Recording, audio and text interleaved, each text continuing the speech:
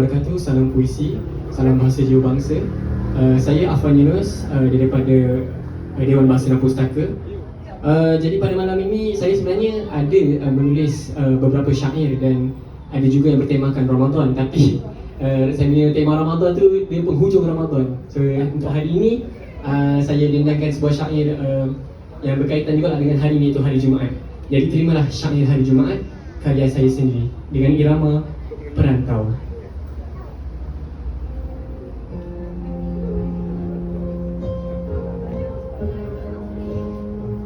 Terimalah syair hari Jumaat, irama Perantau. Dengan bismillah hamba mulakan sebuah syair, hamba dendangkan karangan fakir, hamba titipkan buat semua, harap dengarkan.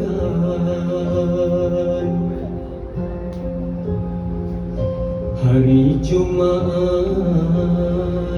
hari karamat, penghulu hari ditunggu umat. Rabbul Izzati turunkan rahmat, hamba-hambanya mohon selamat.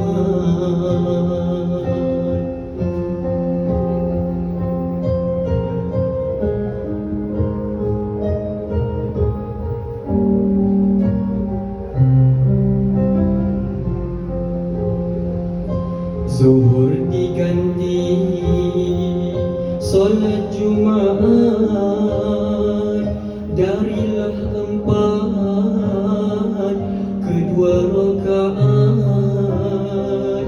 Perintah Allah muslimin taat, negeri abadi beroleh syafaat.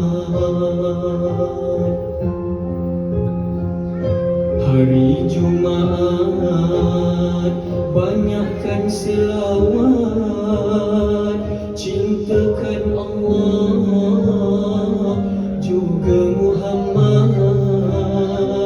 Jasa baginda hendaklah ingat, pengorbanannya di hati tersemat.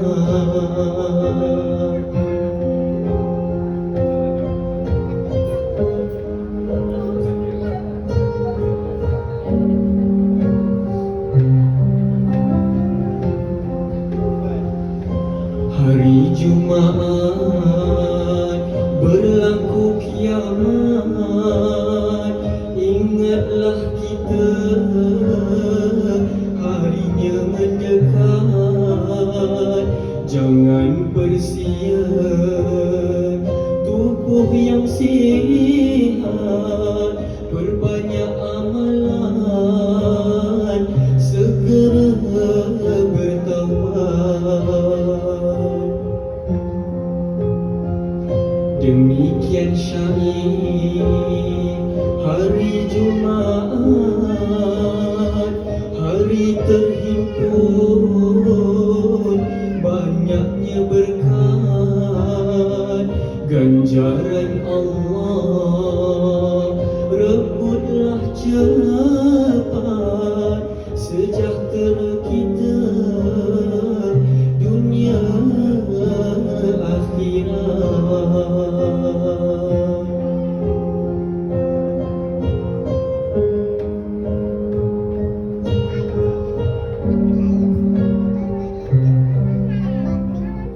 Jadi sekian dari saya, sekian, terima kasih. Terima kasih Afwan Yunus, lemak merdu suaranya ya. Terima kasih diucapkan. Okey.